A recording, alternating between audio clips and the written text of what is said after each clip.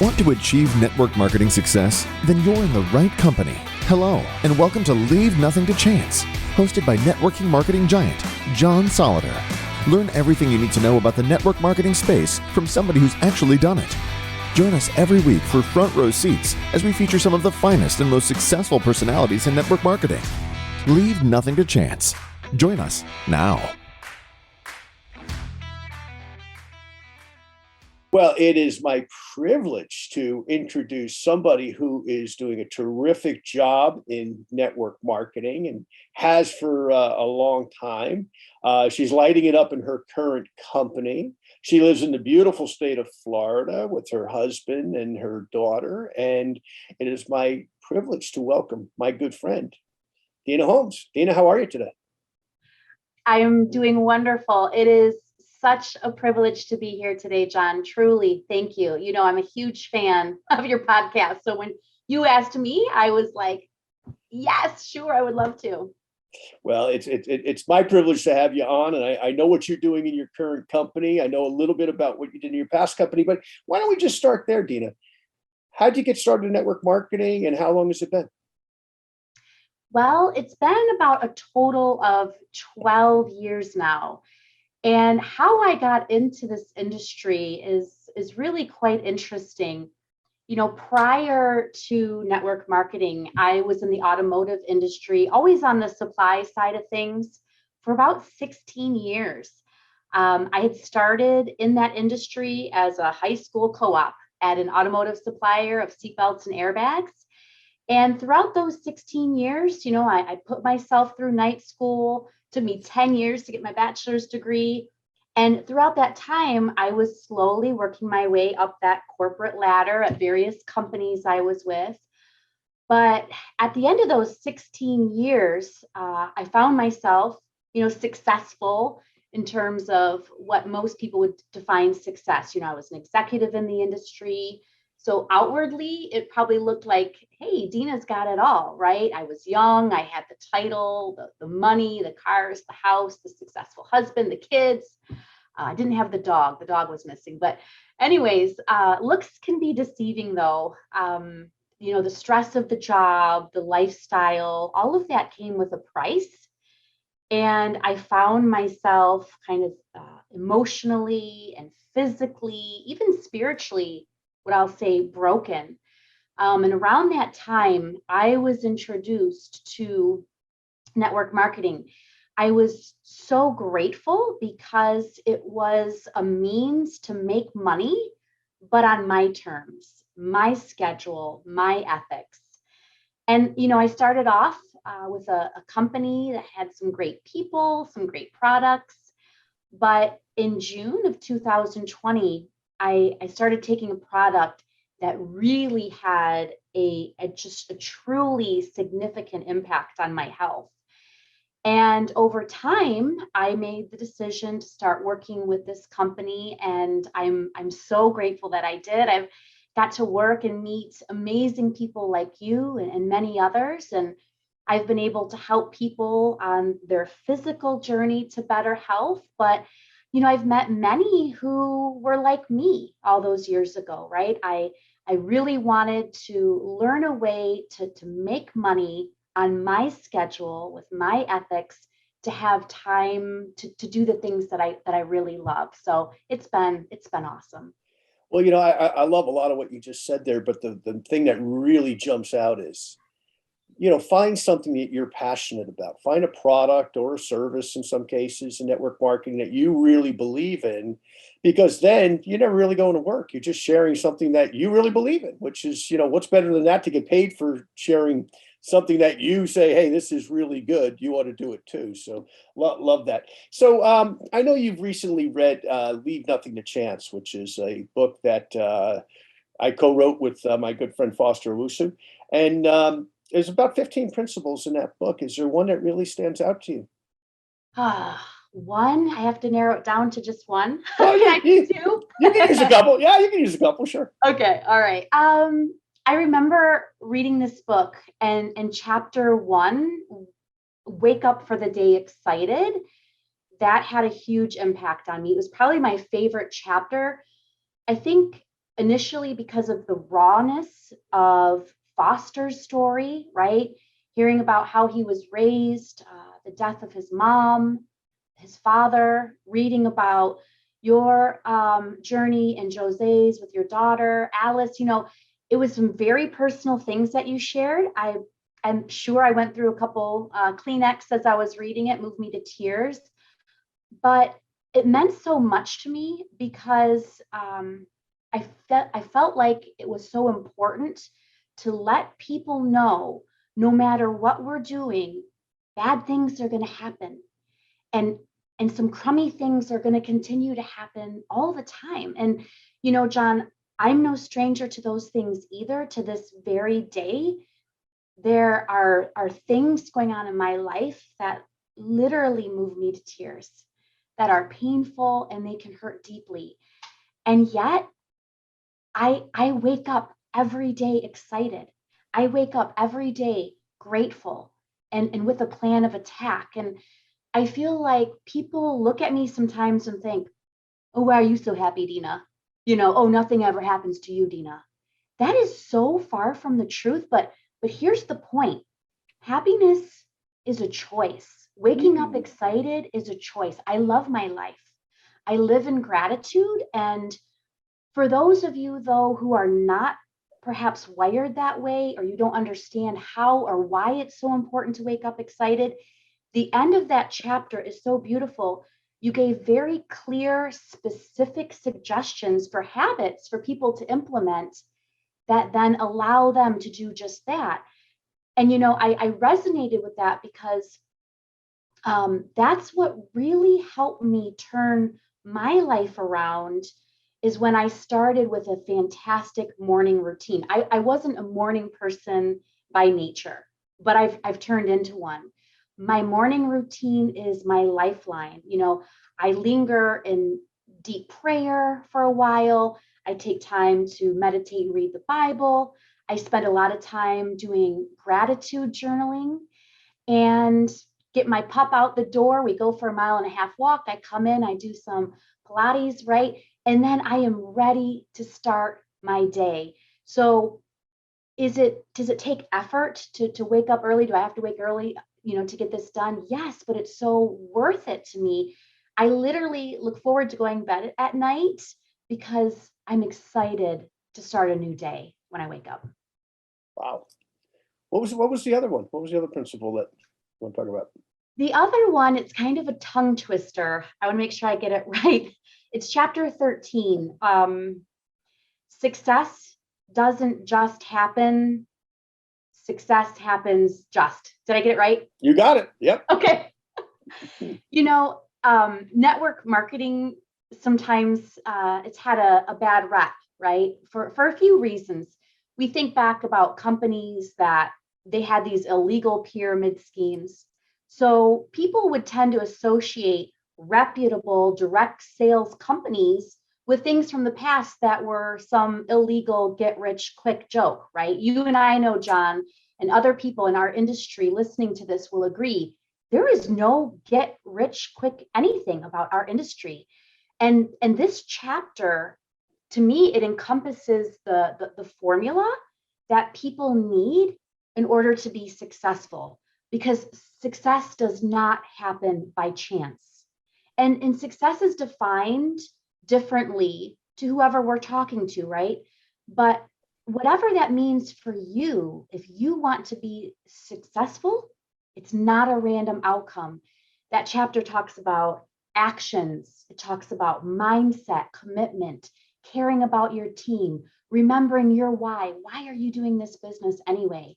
So success doesn't just happen, it happens just. And that's very important for people to understand. I love it.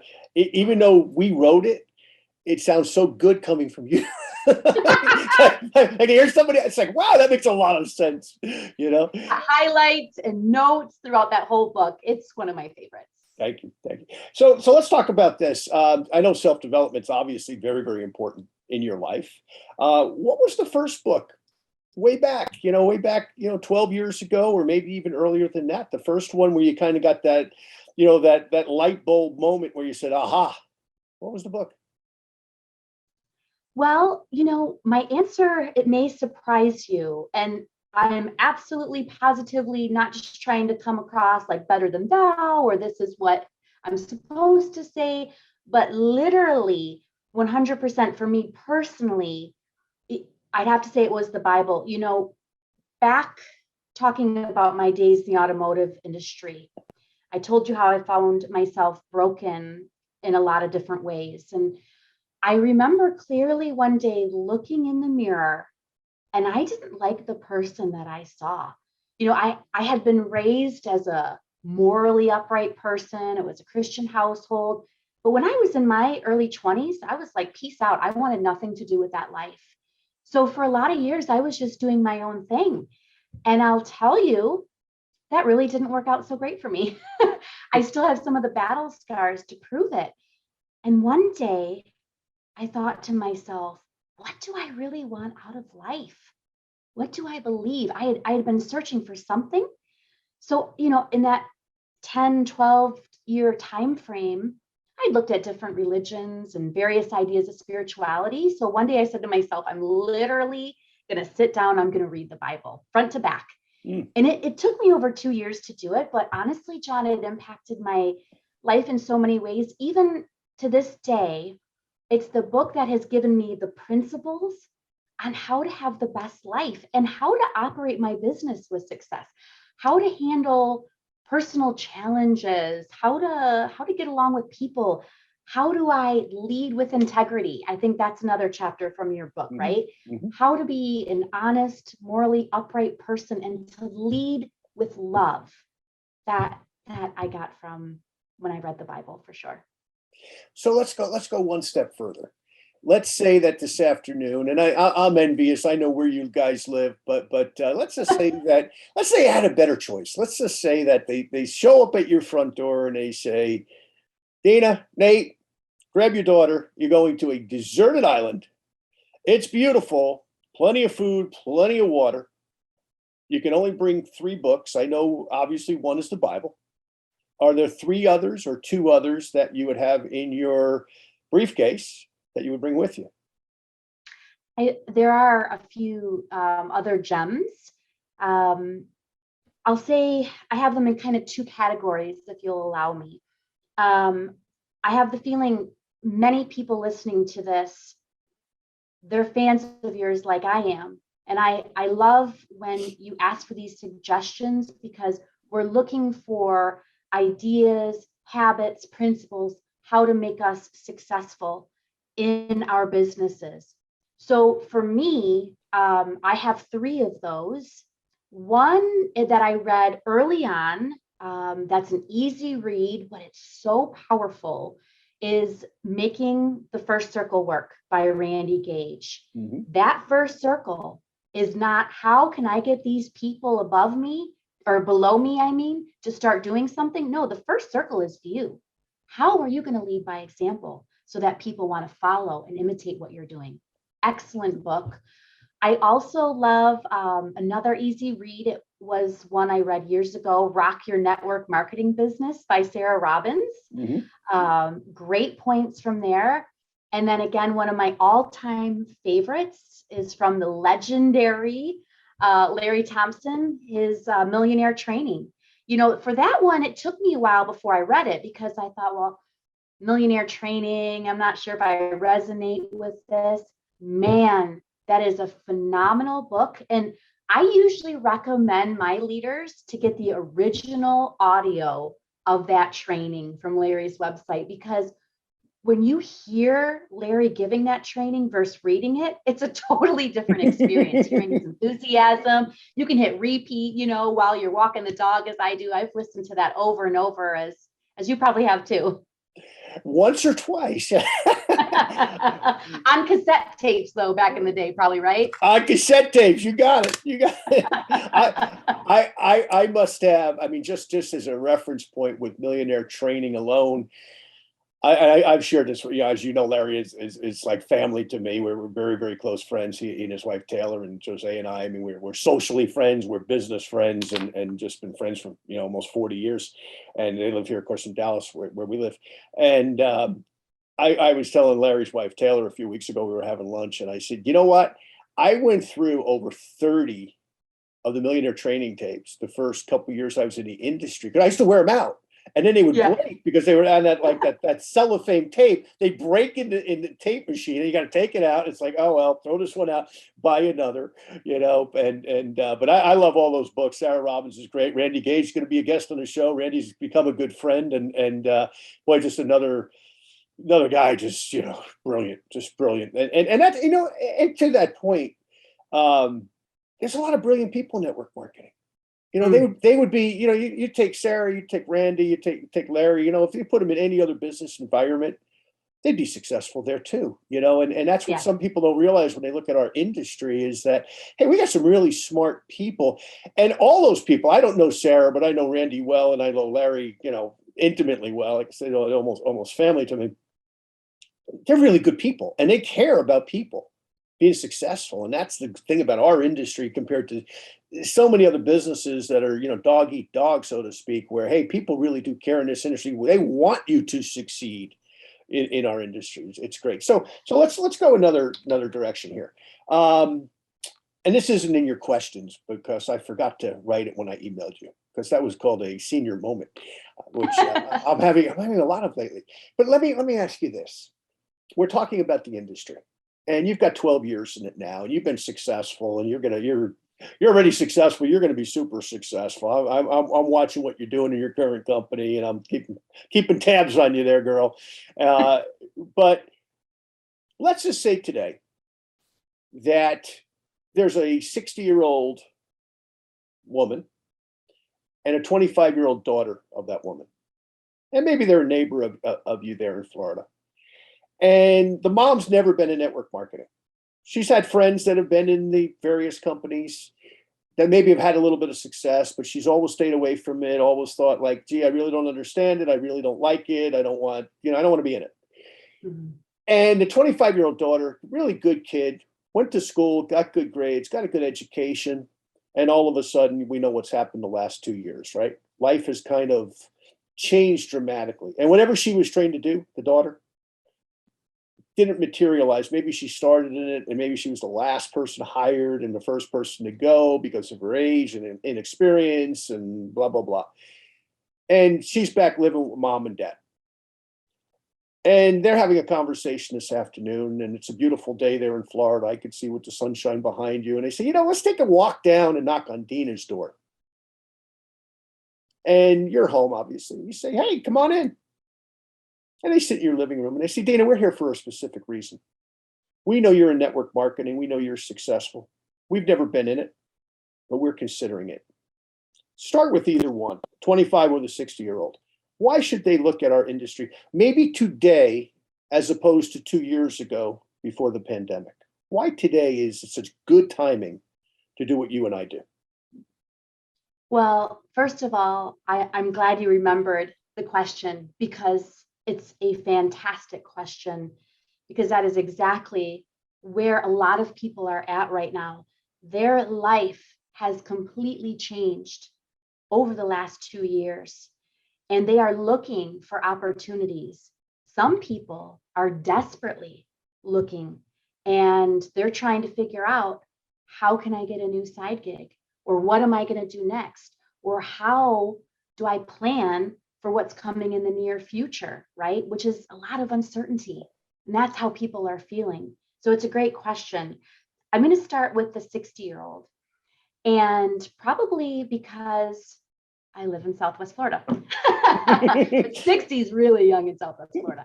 But, what I would say to this person is that you have a significant opportunity, whether you are 60 or 20 or 40. Age doesn't matter for this business. It truly doesn't. What I love about our industry is it does not have to have a cookie cutter approach, right? You have to have this skill already. You have to be good at this. You have to be a salesperson. No. The skills that are needed to be successful in our industry can be taught. you have to be coachable. You have to be willing to be consistent, and you have to be willing to, yes, do some things perhaps at times that maybe take you out of your comfort zone, right? Talking to people, reaching out, things like that. Maybe it's uncomfortable for some, but you have the ability to truly grow a business wherever you want to take it. Okay. We have successfully helped, my husband and I, in our business, help people in their 70s, early 80s to make a very nice supplementary income because their whole life changed, even things for people that are on Social Security. Cost of things, the cost of living is going up. We know, right? Last time you filled up your car with gas, you're going to know that, or see some of the prices at the grocery store. But yet maybe they didn't get any adjustments on their Social Security. So be able to help these ones. You don't have to be on social media even. Many of our team members at certain age points or comfort levels, they're not on social media, and we're helping them to be successful still. You just have to be able to be coachable, be consistent. And yeah, at times we may encourage you to step out a little bit of your comfort zone, but then be ready to completely blossom and grow into a person that maybe you didn't even know possible. This industry has been called a personal development program that you get paid for. And I think that's so true. Love that. Yep. Now, for the 25-year-old, Mm-hmm. right? That's next 25. Okay. So for the 25-year-old, this is not your mom's business. This is an absolutely beautiful business model for people that are in their early 20s. I have been moved to tears at times thinking about how my life would have been different if I had been introduced at a younger age. John, I wasn't afraid to work. I've always been a hard worker. I started working, outside babysitting from the time I was 11 years old, but I started working when I was 15, right?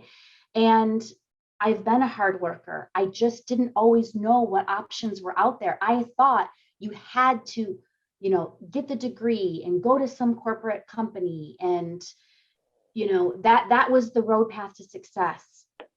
That really came at a price for me. For young people, yeah, education, if that's for you, that's great. I'm not telling people don't go that route, but I'm telling people that you have the opportunity truly at a young age to use the things that you're good at. You know that cell phone better than anybody. You know some of these apps that are out there or social media platforms that you are using to be able to now incorporate that into a business where you can do it from the comfort of your home at the times that are convenient for you. But some of those same principles apply that are outside of age. That is being coachable, being consistent, and still doing some things that are maybe outside of your comfort zone. I say that no matter what age you are. But I love seeing people in our industry, like our good friend Giancarlo Torres. He was a broke 19-year-old when he started off on this business, and he's a diamond level leader within our company, and soon to get on to the next level. He is one of many that are doing extremely well in our industry. So those ones that maybe they got that degree and they're struggling to find that job, or like me, you've got the job, but you have no joy. It is literally sucking the lifeblood out of you, or it's not paying what it needed to, and you need to get that side gig now. So instead of, working for Uber Eats or something else, absolutely talk to somebody that in this industry and ask some questions. How would I get started? And you'll be amazed at truly how easy it is and can be for anyone. Wow. Great answers. Great answers. So let me ask you this, Dena. In your 12 plus years now in the industry, you've started a lot of people. I know you've sponsored a lot of people into the companies that you've been involved with. How do you get somebody started? And in that question, how do you get them to that point where they start to believe in themselves? Because they might believe in the company today, they might believe in the product today, but where they start to believe that, hey, Dena, I can do this. Wow, I see what I can do what you're doing. How do you get them there? Another awesome question, and one that I've done right and one I've done very wrong too. For any people that are listening that I've worked with before, they're probably like, thanks, Dena. Launching us was like trying to figure out the Rubik's Cube. I have overcomplicated things at times, and that overwhelms people. And what does the confused, overwhelmed mind do? Nothing. So one thing that I have learned the hard way, so learn from my experience, is that every consultant is different. You're going to have some people who are truly just looking to make a couple of $100 a month, right? A couple $100 a month. They have very limited time in what they can put in toward their business.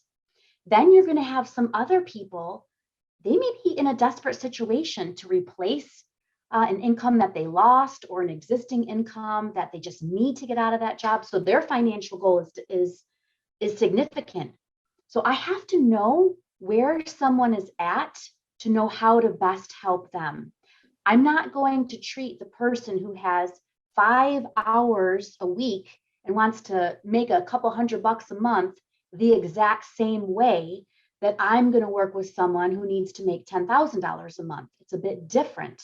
I have to respect where each person is at so I don't either scare them off, right?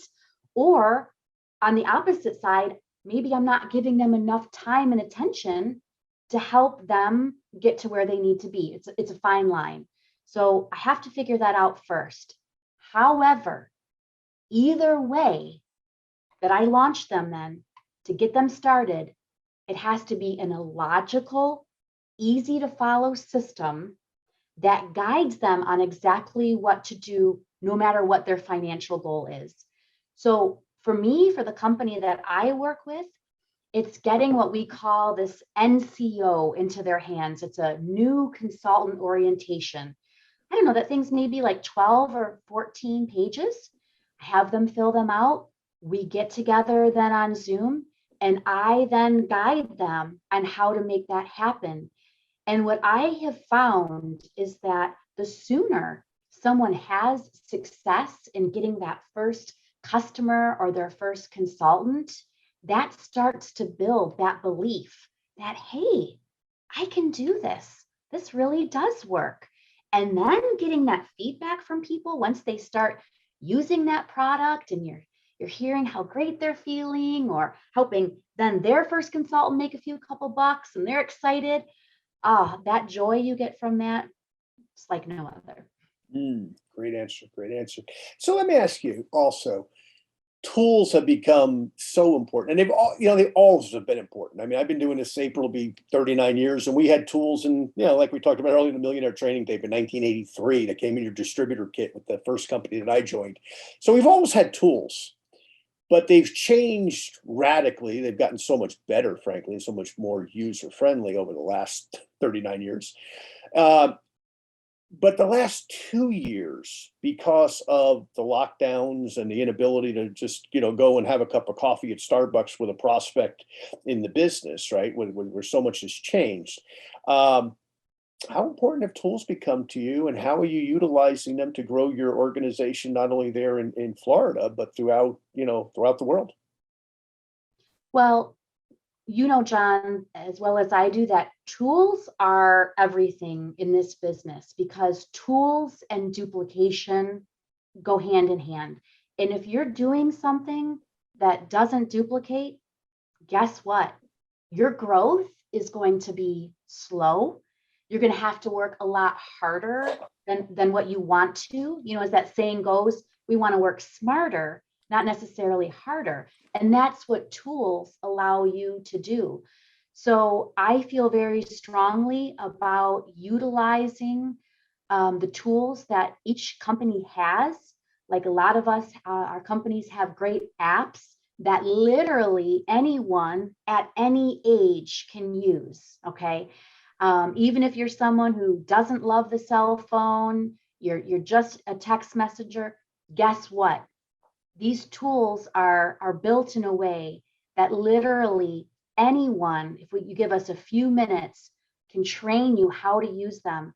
And it's going to make your job so much easier, because the day of getting together in hotels, right, conference rooms, or a ton of people at your home, it's not happening in a lot of places in the world right now. And we know that many of us have contacts all over the United States and all over the world, right? And so when we use these tools to send a video, right, or to send a sample, something like this, it's something that can be duplicated no matter where you are. And what's beautiful about that is it's a psychological impact for the person that's on the receiving end. Because who are we trying to attract? We love our customers, absolutely. But ultimately, I hope my customers turn into raging fans that want to be consultants, or even better, that someone looks at what I'm doing and says, really, that's all this takes? I can do that. I want to do what Dena does, and that's what tools allow. You know what you really said there is, if you complicate, you can't duplicate. Yes. I'm going to write that down. Yep. If you complicate, you can't duplicate. That's very good. And that's my Rubik's Cube analysis, because that's what I used to do. I had the tendency to complicate things. And so I think that's been a part of my growth as well, is just trying to stick with tools that allow people to duplicate. And you don't have to then be an expert necessarily in the product that you're working with, or having your own super high-tech system that comes with a 10-chapter catalog on how you got to do this business. No, these tools are simple, and they allow you to grow rather quickly too, because they're easy to use. Great answers. So Dena, kind of in wrapping up here, as we get into, well, this interview actually is showing in 2022. We're recording it a couple of weeks before. What's your best advice for people maybe that are in the industry? Most of our listeners are in the industry in whatever company they're in. What's your best advice for them? How are they going to make 2022 the best year so far in their career and in their life, more importantly? Awesome question. So early on, you asked me about my first personal development book, right? And I told you my story with the Bible, and I meant that with every fiber of my being. I'll tell you a mistake I made though, John. After that, and I was getting started in this business, I didn't think I needed personal development. I thought to myself, rather arrogantly probably, like, okay, I was an executive in the automotive industry. I worked with high-tech automotive components. I know what I'm doing. I don't need personal development. Whoo! Was I absolutely wrong. There is a mental component to this industry, and you get a lot of no's. You have awesome days, and you have some really bummer days too.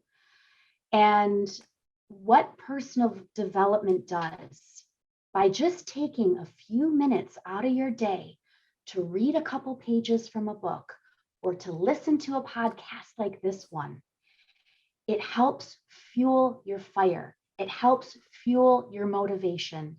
I remember, John, no joke, it was February of 2021, and I was working really, really hard to get to a certain rank within our company. And you had a podcast where you had interviewed Mary Luz Torres and her son, Giancarlo.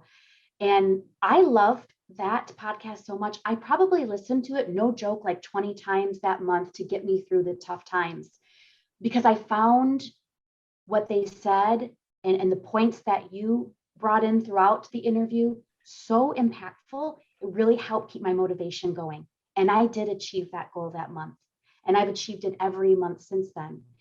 And so I bring that up because 2022 is going to be no different from some of the other years where some days are great, some days are really difficult. When you feed yourself, you're able then to keep going. So that is one huge lesson that I learned way too late in the industry. And I wish I would have worked on personal development much sooner. My other tip that I would say is consistency. Consistency is the foundation to growth in this business. One of your books, another one, Moving Up 2020, or is that right? Moving Up 2020 to get that title right? Yep. Okay. You talk about a DMO, your daily method of operation. Or with my team, I talk about IPAs, your income producing activities. Whatever acronym you use, you have to focus on those income producing activities. If you too quickly get into management mode and checking your back office and volumes and this and mentoring, those are important. But no matter where you're at, 80% of your business needs to be on those income producing activities for you to continue growing. And that's going to show your team the leader that you are, help them to appreciate things that they need to be working on, and following your lead and following your example of still bringing in new customers, bringing in new consultants, things like that. Is really important. I'm a very structured person. I work this business part-time so that I have time to do the things that I love. So because I'm working this business part-time, I have to be very structured in what I do. So that is a time to put the phone away, have it on do not disturb, have a schedule that allows you then to know what those most important things that you're going to be working on each day, so that literally, no matter how much time you have for this business, the time you're putting into it, it's going to be those direct blows, right? You're not going to be punching into the wind. Love it. Love it. Well, Dena, let me do my little commercial here as long as you started it for me. Moving Up 2020, available on Amazon, of course, where else, along with Leave Nothing to Chance. Our show is called Leaving, by the way. Some people wonder why it's Leaving. Believe it or not, a bank actually owned the podcast Leave Nothing to Chance. So Leaving became Leaving Nothing to Chance. But the other book is called Leave Nothing to Chance, as well as Moving Up 2020. And folks, you know, Dean is such a great interview and such a great person, and I've enjoyed this so much. But you know, we write these books and we do these podcasts because we want to give back. Yeah. They're not a profit center. Okay. The show's free, folks. It costs me money. It doesn't cost you money to listen. It costs me money to do it. But I do it because I love this industry. I love people like Dena. I love her enthusiasm. I love her growth. I love her work ethic. I love everybody I've ever interviewed. I've learned from it. And I want to give you this, Dena. I love your response to this because we're also friends, as you could probably tell, folks. Dena and her husband, Nate, wonderful people. And I've been a blessing just knowing them. But these are my notes, which you can't see great, I guess. I did post them on Facebook yesterday. And of course, the show's showing, our show's going to be a few weeks after this. It's not showing well. But, you know, you do these shows and you still write down notes. So yesterday I was interviewing Dan Cato, and Dan is just tremendous distributor. He's 1.5 million people in his downline and everything, been in the industry a long time. But Dan said, "What are you writing down?" I said, "I'm writing down what you're saying here because it's new to me." Folks, you're never too old or successful to learn. I was talking to Randy Gage last night. Randy, another icon in the industry. We mentioned Randy earlier. And Randy said, "Yeah, I'm still learning the industry." He's been at it 43 years. I've been at it 39 years. Larry Thompson's been at it 54 years. And we're still learning because we want to still learn.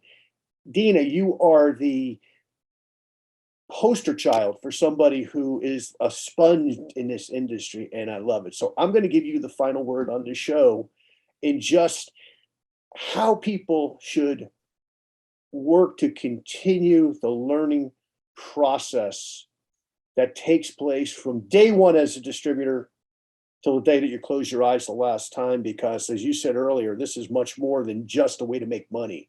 it's a great life experience. Love your thoughts on that. Thank you. I appreciate that. Try not to get emotional. That's okay. We've had people cry on the show before, including the host. This industry for me has allowed me to have the life, the schedule that I never thought was possible, that I dreamed of for so long. You know, I talk to other moms sometimes, and it's that pain of leaving your kids, right? Or I think about the times, you know, when I felt like I had a better relationship with the cashier at the Disney store in Houston on my layovers coming back from Mexico than I did with my own son, you know? And I think about how I love to help people. I spend a lot of time in volunteer work. I love to help people. And that is what this business, this industry has allowed. And John, I got to be honest, I was one of those people who had a negative opinion of this industry when I was earlier. I looked down like, oh, you're one of those. Okay. Right. And man, was I ignorant. And my ignorance cost me years of some poor decisions. And I regret that. So don't judge those people necessarily. They're just misinformed. I was misinformed for a long time. I didn't understand the business model, what a beautiful business model this is. When you have a company with an incredible product, with incredible leaders like we have at our company, John. And really, it is a vehicle that can allow you to have the life of your dreams. This life that we live, is it perfect? No, not at all. That life, that better life, the real life, that's to come, right? But in the meantime, it allows me to have the best life possible now. And I am so grateful for it. And I thank you. I think other leaders in this industry who give so much out of your love for people and your love for life, that you truly do what you do to pay it forward, to help others like me, right, get to that goal, to get to my why. My dream is to have my husband right here next to me. So he's out of his, you know, soul crushing job at times. Yeah, he's been pounding a keyboard, he says, for the last, 30 some years. He wants to have that kind of flexibility like you and I have. And that's part of our why, so that he can have more time for the things he loves too. So I don't know if any of that really made a ton of sense, but I'm full of gratitude. I'm grateful to be here today. I'm grateful to be part of this industry. And again, just thank you for all the help you have given to our family. It means so much. Well, Dena, you're amazing, and you're going to have an incredible year. And everybody else listening, you're going to have an incredible year.